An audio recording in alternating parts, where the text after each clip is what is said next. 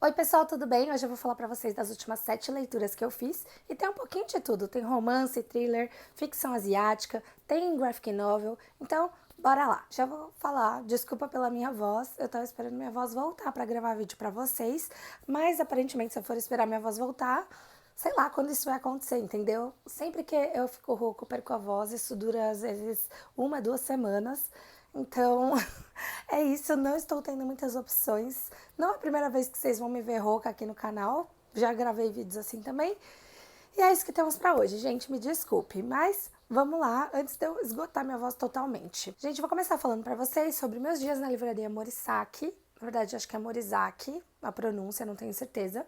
Que está na categoria que bombou esse ano, que é Cozy Reading. O que significa cozy reading? Cozy é a palavra em inglês para aconchegante, sabe, gostosinho e tal. Então, o objetivo do cozy reading é se ambientar em um lugar que você tenha mais familiaridade ou que te traga algum aconchego e ter uma história mais leve, entendeu? Sem muita reviravolta, sem muita coisa acontecendo, é mais sobre o ambiente e aquela pequena história se desenrolando, tá? Então, a gente tem muitos exemplos esse ano de cozy reading que foram lançados e muitos dentro da literatura asiática. Então, a gente tem Meus Dias na Livraria Morisaki, a gente tem Bem-vindos à Livraria Ryunondong, a Inconveniente Loja de Conveniências e por aí vai. Tem vários outros, né? Eu comprei, acho que uns dois para ler, comprei eles juntos no mesmo dia, tem shorts aqui no canal. E eu comecei lendo Meus Dias na Livraria Morisaki. Gente, assim, eu vou falar do livro, mas eu já vou dizer de cara que não é o tipo de leitura para mim. Não me identifiquei com essa leitura, eu entendo porque algumas pessoas gostam desse tipo de leitura. Não é para mim. Eu não gostei, não porque o livro é ruim, mas porque realmente é diferente do tipo de livro que eu gosto de ler. Eu gosto de, principalmente, gente, thriller e graphic novel. Eu gosto de coisa acontecendo, sabe? Coisa que você tem que pensar, coisa que tá desenrolando, surpresa, reviravolta. Então, de fato, não vai ser o livro mais próximo ali do que eu gosto de ler. Mas, basicamente, Meus Dias na Livraria Morisaki é um livro asiático. Se eu não me engano, se passa no Japão. A gente vai acompanhar a personagem principal, que é uma mulher, que, enfim, tem umas mudanças ali na vida, ela não tá tão satisfeita com o trabalho, terminou um relacionamento, enfim. E ela quer se afastar um pouco de tudo aquilo. Então, ela vai morar um tempo na livraria da família dela, que o tio dela, que, enfim, é, administra ali a livraria, né, o atual dono da livraria, que é a livraria Morisaki. E aí nessa livraria ela pega um outro ritmo ali de vida, ela vai ajudando o tio com a livraria, vai fazendo algumas reflexões sobre a vida dela, vai lendo mais livros, e eu acho que seria até muito mais legal se eu tivesse mais familiarizada com a literatura mais tradicional ou os clássicos, enfim, asiáticos, porque ela vai citando outros livros que ela vai lendo, né? Ela vai se reaproximando desses livros, e são livros que eu não conheço. Isso não interfere em nada no entendimento da história, mas acho que teria sido um toque especial. Ela vai conhecendo pessoas, enfim, vai desenrolando outros relacionamentos ali com a comunidade que ela está inserida, e também a gente vai entendendo um pouco mais de outros relacionamentos ali do passado dela e do tio dela, enfim. E é isso, gente, o livro. Como eu falei, é um livro mais parado. O objetivo é ele ter um ambiente, uma ambientação ali que te acolhe. Não é pra mim, fica aí a dica pra quem gosta, enfim, tá buscando alguma coisa mais calminha, mais relaxante pra ler mesmo. Continuando nos romances, eu li recentemente Bridgerton, volume 1. Parcialmente li no Kindle e parcialmente ouvi o audiobook em inglês, tá? Fui impulsionada após ter visto o seriado Bridgerton, que eu fiquei com vontade de ler ali a série. E tem eu comprei o box, aspas, de Bridgerton na Amazon no e-book, tá? Que eu achei que tava um preço mais interessante ali, tava caro, bem caro, mas um preço muito mais interessante considerando ali a quantidade de livros que a gente tem nesse box, né, da família Bridgerton. Então, basicamente, o primeiro livro, né, dos Bridgerton, eu vou ser mais breve, que acho que mais gente conhece. A gente está acompanhando principalmente, assim, os Bridgerton é um romance de época. E vou falar que eu acho que eu tinha um pouco de preconceito, porque os Bridgerton é um romance de época escrito hoje em dia, né? Então, a autora ainda está viva. Não é que ela viveu naquela época, e, consequentemente, ela está retratando a época que ela vive. Como a gente tem Jane Austen, as irmãs Brontë e outros autores ali que, enfim, retrataram o passado, mas estavam inseridos no passado, né? Então acho que eu tinha um pouco de preconceito sobre a ambientação e tudo mais, Mas assim, gente, abstrair um pouco, né? Acho que no fim do dia também é um entretenimento. Acho que não tem problema, sabe? Tipo, a gente seguir o baile e encarar que a ficção tem que ser algo que a gente goste, né? E um entretenimento, um passatempo para nós, como leitores. Então, basicamente, a gente acompanha ali a família Bridgerton, que é uma família obviamente rica, né, na Inglaterra, que eles têm, são vários irmãos, vários filhos. A gente está acompanhando a Daphne, que é a quarta irmã da família, mas é a primeira mulher da família. E ela tá ali na idade de casar. Na série, é a primeira vez que ela vai debutar, né? Então, que ela vai se apresentar para a sociedade como uma mulher já mais velha e pronta para casar. Mas no livro, não. Já é tipo a segunda ou terceira vez que ela vai, enfim, vai passar ali no verão, enfim, aquele momento em que tenta se arranjar casamentos e ela não tinha arranjado nos anos anteriores. Nisso, um duque volta para a cidade, ele não tem interesse em casar, mas como ele é duque, todo mundo fica em cima. E eles fazem tipo um acordo que eles vão tentar fingir ali que eles estão mostrando interesses, né, um pelo outro. Porque daí, primeiro, as mães e as outras pretendentes vão sair de cima do Duque, porque ele não tá afim mesmo de casar, ao mesmo tempo que a Daphne vai se tornar mais interessante para os rapazes, porque o Duque tá afim dela. Então, engraçado, né? Esses opostos ali da sociedade que um possível relacionamento poderia causar. Como qualquer romance, vocês já devem estar imaginando o que vai acontecer e tudo mais. Como vai ser o desenrolar dessa história. A série eu achei mais legal que o livro. Já vou dizer aqui. Porque tem mais coisas interessantes acontecendo ali na série. A gente tem a figura da rainha, que é bem legal ali na série, que não é uma coisa que acontece no livro.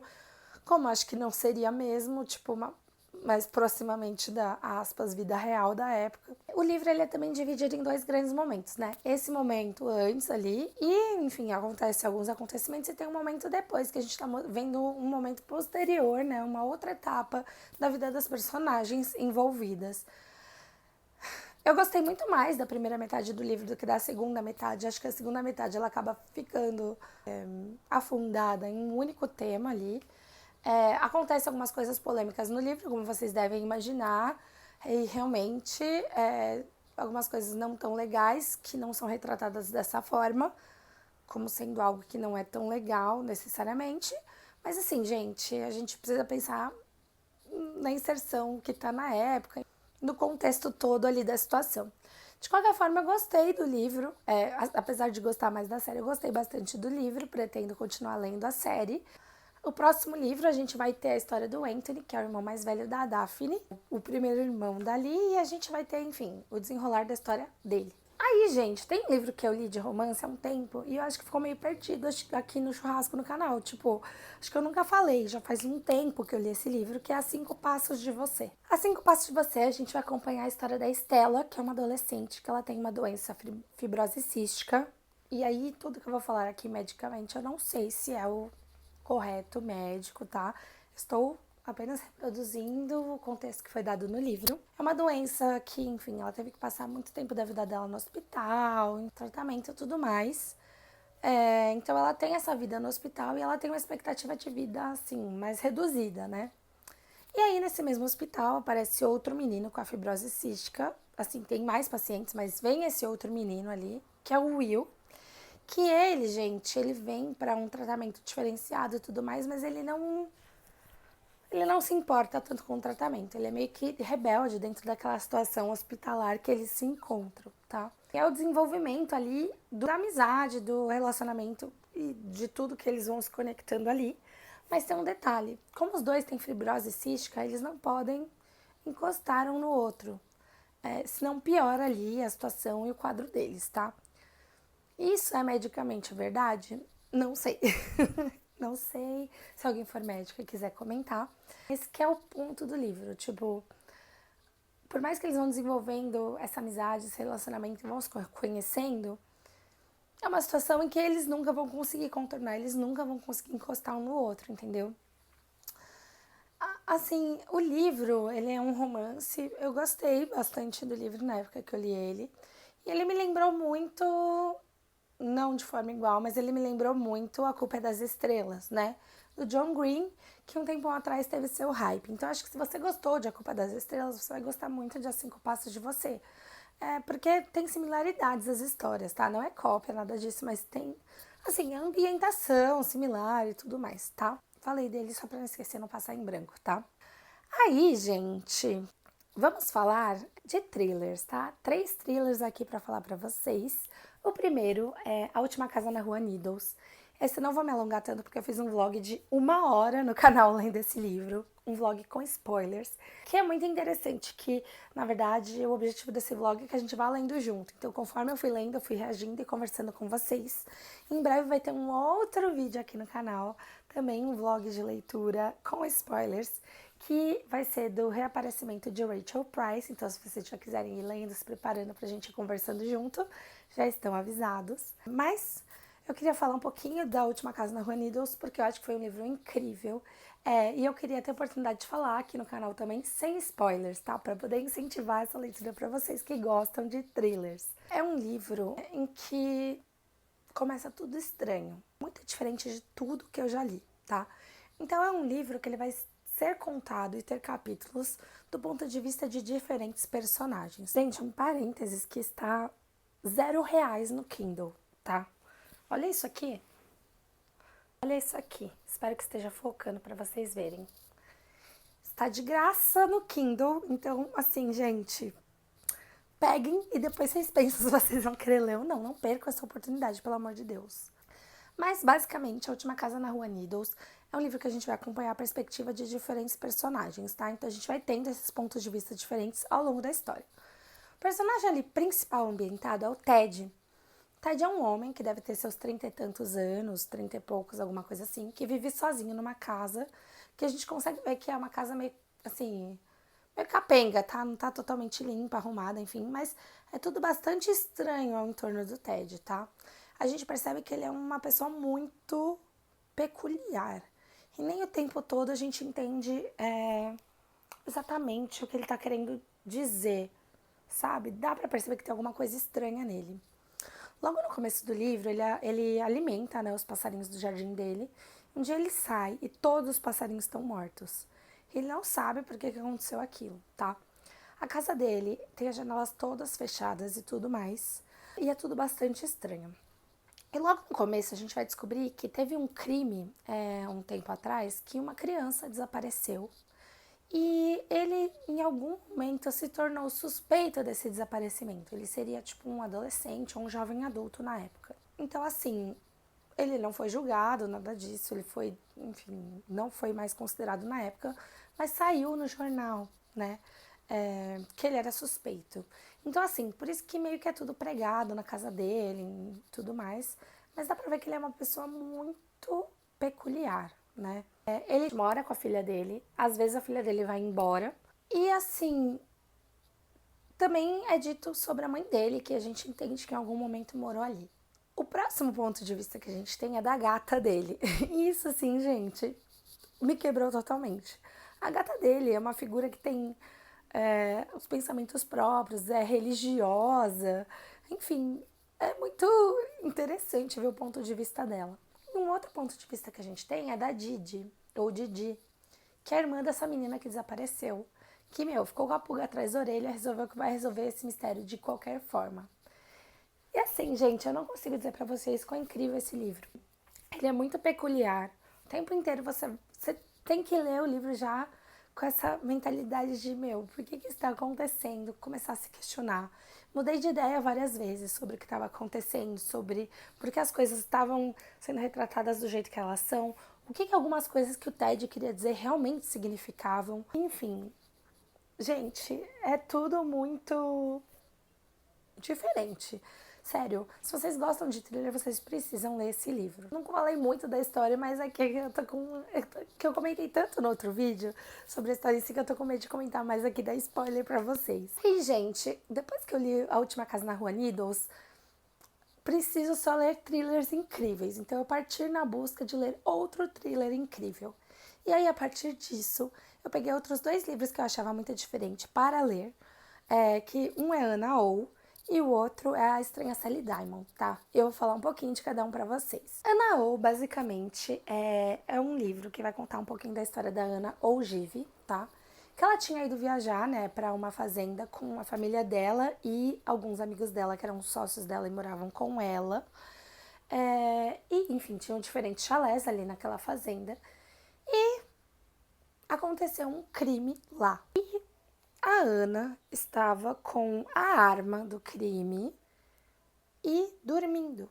E ela nunca mais acordou. Então ela entrou num sono profundo desde então. Seria uma condição médica, mas ela não conseguiu despertar. E aí, como ela não conseguiu despertar, a justiça inglesa, no caso, que se passa na Inglaterra, não consegue julgar ela. E já tá passando muito tempo do crime, se não me engano, já passou 5 anos. E a justiça precisa dar um jeito logo dessa menina acordar para eles conseguirem terminar, enfim, a investigação desse caso, encerrar o caso e julgar ela. Gente, todos os personagens de todos os livros que eu tô falando eu tenho que consultar o nome. Vocês acreditam? Eu não consigo gravar o nome de um personagem na minha mente. Então, a justiça tira ela do hospital que ela estava internada e transfere ela para uma clínica do sono renomada, super top, enfim, lá em Londres, que só as celebridades que têm problema do sono vão, super exclusiva, para ser tratada com o Dr. Benedict. E ele é especialista ali do sono, né? Acho que ele é um psicólogo ou psiquiatra, alguma coisa assim, especializado nessa área. Assim, eles querem que ele tente ali algum tratamento, alguma forma de acordar a Ana, tá? E ao redor disso, enquanto a história vai se desenvolvendo, para ele poder fazer a abordagem que ele quer para tentar acordar ela, ele precisa conhecer um pouco melhor ela, como era a vida dela, o que envolvia ali, para ele poder dar os estímulos certos para tentar despertá-la. Então a gente vai conhecendo vagarosamente mais sobre a vida dela, a ambientação de tudo, conforme ele também vai se envolvendo com as pessoas que estavam na vida dela, para entender um pouco melhor o que aconteceu, quem era Ana Oh, enfim, fora de tudo aquilo que a mídia pintou na época, porque quando teve esse crime todo mundo ficou chocado, achou bizarro, tudo mais, então muita coisa foi noticiada, tá? Ao mesmo tempo que tem que ser meio que um segredo que ela tá lá, porque enfim, a mídia seria melhor se a mídia não soubesse e tudo mais. Esse livro, gente, ele é muito diferente, a premissa dele é muito interessante, né? Por isso que eu peguei ele para ler logo na sequência. E eu acho que ele realmente é muito interessante por bastante tempo do livro. A primeira metade é muito legal do livro, mas a segunda metade eu achei meio chato. Tipo, não é tão legal quanto a primeira metade, entendeu? Então eu achei que, enfim, teve uma reviravolta ali na história, lá pelo meio do livro, que depois eu achei que ficou meio chato, sabe? A questão eu dei acho que 3 estrelas para esse livro, que assim, na minha classificação é 1 estrela odiei, 2 estrelas não gostei, 3 estrelas achei normal, 4 estrelas adorei, 5 estrelas é perfeito, maravilhoso, tá? Eu dei 3 estrelas, achei um livro normal, tipo, como eu falei, a primeira metade é incrível, a segunda metade não tanto. Mas aí eu fico me perguntando, será que eu não gostei tanto assim, porque eu li depois de A Última Casa na Rua Needles? Tipo, eu fico pensando que se eu não tivesse lido A Última Casa na Rua Needles, tipo, se a ordem dos livros tivesse sido invertida, tivesse lido primeiro Ana Oh, talvez eu tivesse achado um livro incrível, entendeu? Então agora eu tô com um problema, que eu não sei se a minha régua foi jogada lá pra cima por causa da Última Casa na Rua Needles e agora eu vou ser totalmente super crítica depois. Mas assim, porque eu tô repensando agora. E 3 estrelas, poxa, mas é um livro tão diferente, sabe? Ana Oh, então eu vou recomendar pra vocês, tá? Me fala aí o que vocês acharam se vocês já leram esses 2 livros. Aí depois, gente, temos A Estranha Sally Diamond, que eu acho que muita gente já leu.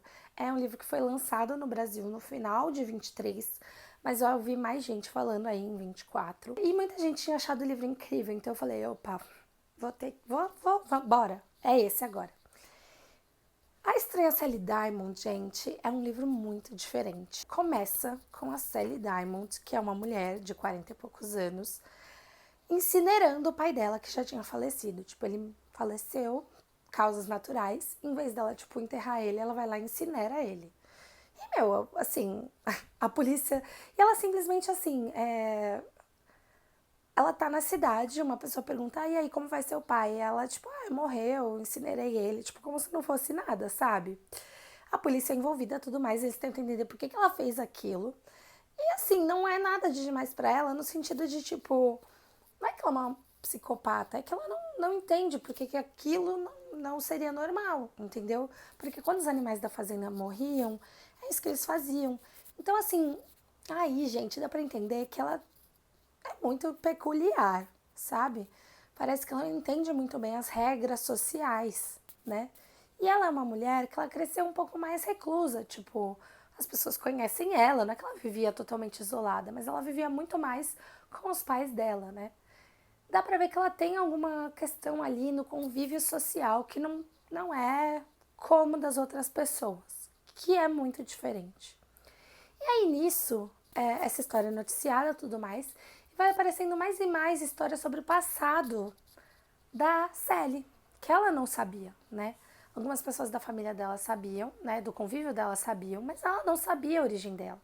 Ela tinha sido adotada com 6 anos pelos pais dela, mas ela não sabia nada sobre o passado anterior dela. E aí, logo que acontece esse caso, muita coisa sobre o passado dela vem à tona, sobre quem ela é.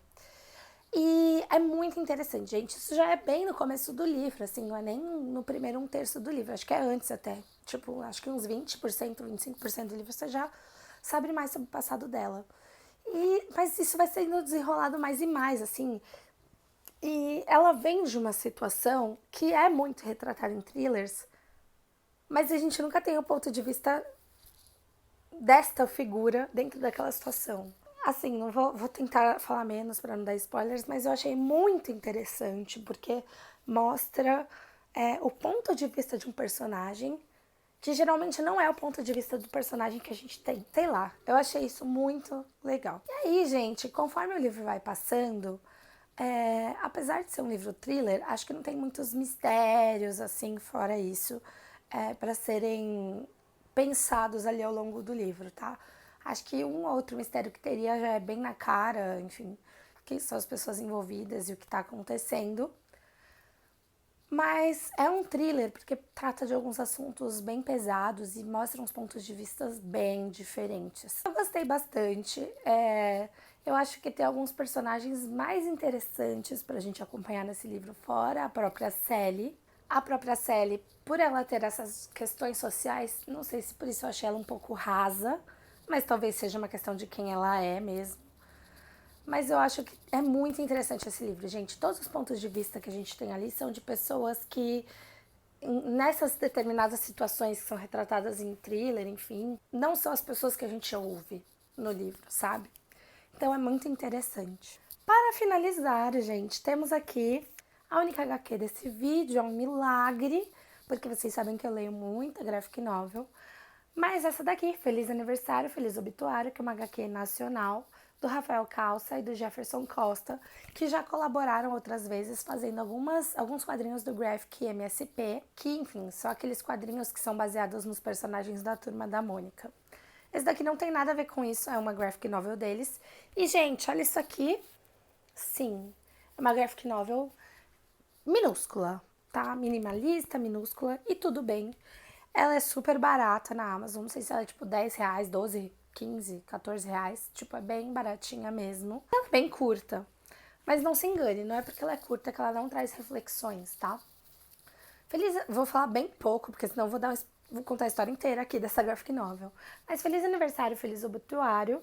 A gente vai acompanhar o personagem principal, que é o Miguel. Ele tá fazendo 20 anos. E neste dia do aniversário dos 20 anos dele, tem algumas reflexões sobre a vida, tá? A vida e os objetivos da vida. É interessante, tá?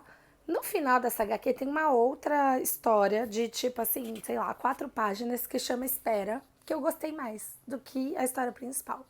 Mas é uma HQ interessante de qualquer forma, tá? Então, fica aqui pra vocês essa HQ nacional. É isso, gente. Espero que vocês tenham gostado dessas recomendações. Me conta aqui se vocês já leram algum desses livros, o que você achou. E, como eu falei, mas preparando que logo a gente vai ter um outro vídeo grande aqui no canal, falando um pouquinho de O Reaparecimento de Rachel Price, que inclusive é um livro da mesma autora de O Manual do Assassinato para Boas Garotas, tá? Que eu sei que muita gente leu e gostou. Não sei se vai ser imediatamente o próximo vídeo, mas muito, muito em breve. Então, se inscreve no canal para não perder nada. Até mais!